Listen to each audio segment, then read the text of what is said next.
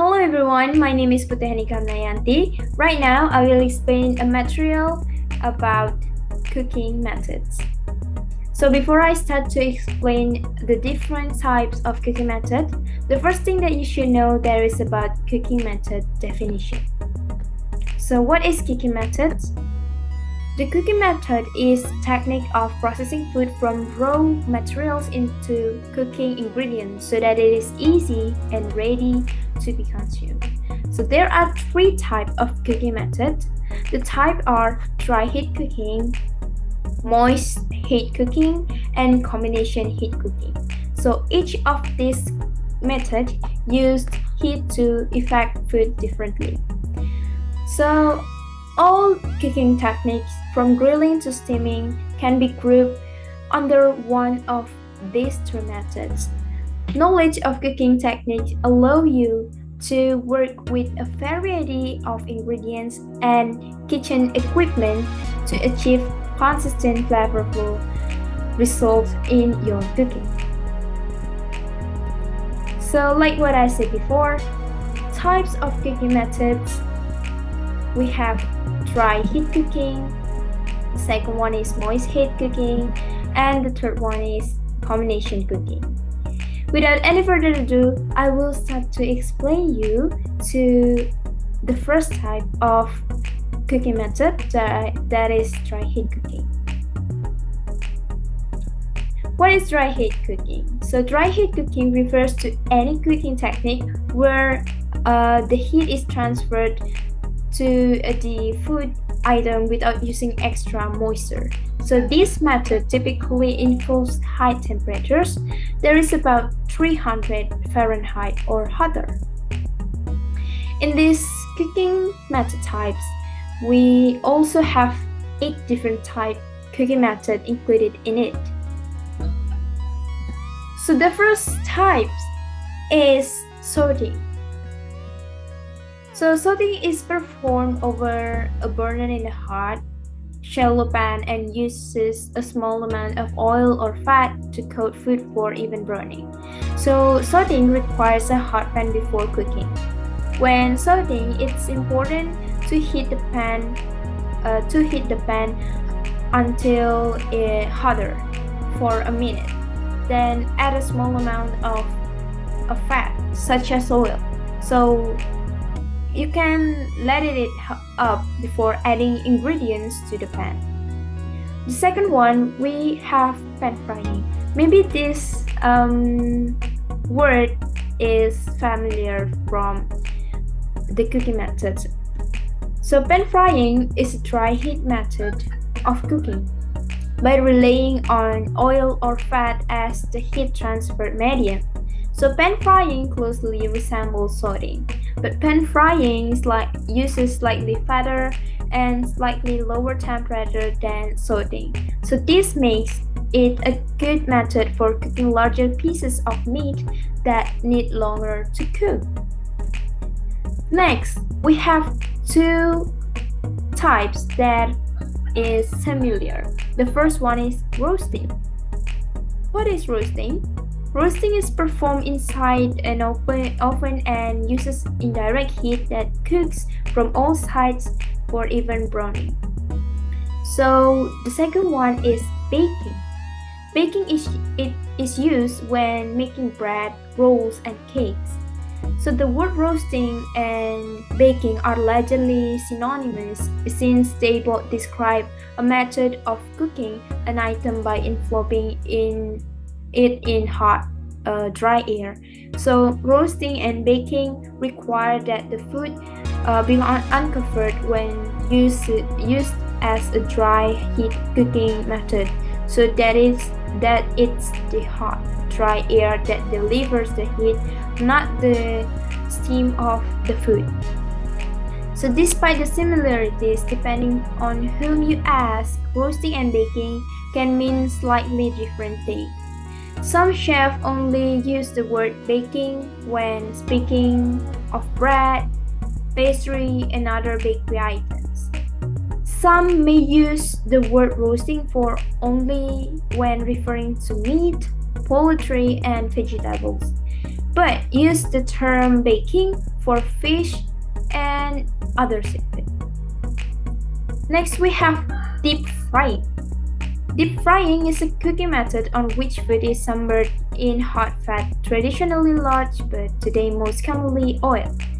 So, different with pan frying, deep frying requires keeping the oil at temperatures between 325 Fahrenheit and 400 Fahrenheit. Hotter than that, and the oil may start to smoke. And if it's any cooler, it starts to seep into the food and make it greasy. The next type, we also have two similar like before, that is grilling and broiling. The first one is grilling. Grilling is a form of cooking that involves dry heat applied to the surface of food, commonly from above, below, or from the side. And then broiling works by transferring extremely high heat onto food. So broiling is another dry heat cooking method that relies on the heat being conducted through the air, because air is a relatively poor conductor of heat. Broiling and grilling require the food to be quite close to the heat source, which in this case is likely to be an open flame. Thus, the surface of the food cooks very quickly, making this type of cooking ideal for poultry, fish, and tender cuts of meat. So, there is one significant distinction between broiling and grilling. So grilling involves heating the food from below, while broiling involves heating from above. And the last but not least, we have flambing. The last type, this means a somewhat dangerous technique, as it involves raising temperatures of the ingredients involved to very, very hot and adding some form of alcohol. At such a high temperature, the alcohol burns away quickly, and it is the flavors left behind which are imparted to the food. So that's all about dry heat cooking. Let's jump to the second cooking method, that is moist heat cooking.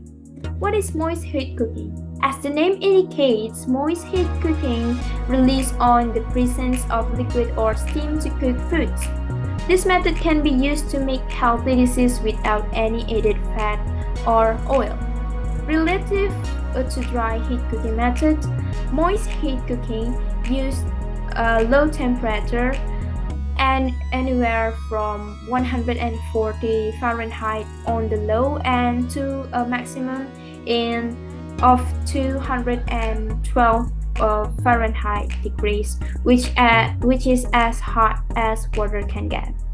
So in this method, we also have some different types. The first type is blanching. Blanching involves dropping food into boiling water briefly and then immediately halting the food process by submerging the food into ice water. So this method is commonly recommended technique when cook fruits and veggie, because certain fruit and vegetables such as cauliflower, green beans, and tomatoes benefit from this simple process that quickly cools the food and then abruptly stop the cooking. To blanch for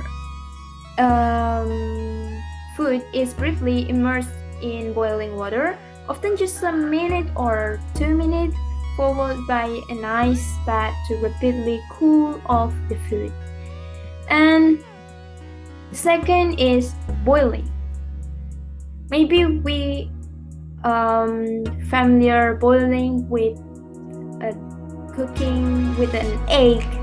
So this cooking technique involves submerging food in water that has been heated to the boiling point of 212 degrees Fahrenheit. The boiling water produces large bubbles which keep food in motion while they cook. So the best food for boiling are pasta, eggs, and vegetables. Next, we have poaching and simmering. The first one is poaching. It's a gentle method of cooking in which food are submerged in hot liquid. And then simmering is also a gentle method of cooking foods but uses higher temperature than poaching. So in the poaching, the low heat works especially well for the liquids item, and moisture and flavor are perceived without the need for fat or oil. The best food for poaching are eggs, poultry, fish, and fruits. And then simmering is distinguished by cooking temperatures that are a bit hotter than poaching. So from 100 negative Fahrenheit to 205 Fahrenheit. Here we will see bubbles forming and gently rising to the surface of the water, but the water is not yet at a full rolling boil, because it surrounds the food in water that stays at a fairly constant temperature. Food that is simmered cook very evenly. It's the standard method for preparing stocks and soup, starchy items such as potatoes or pasta, and many others. So next we have scalding. Scalding is a moist heat cooking method in which liquid or steam is used to help solids. So water that has reached 150 degrees Fahrenheit is considered scalding. The scalding technique is sometimes used to help solid such as sugar, flour, and chocolate dissolve more easily into the liquid. And scalding was also used in the past to kill bacteria in milk before pasteurization was so prevalent. The last one, we have steaming.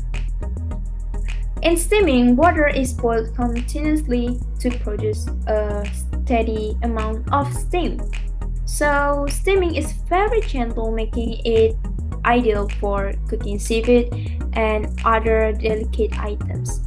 So interestingly, steam's maximum temperature is also 212 Fahrenheit, just like water can get. But unlike water, steam can be forced to exceed this natural temperature limit by pressuring it. The higher the pressure, the hotter the steam becomes.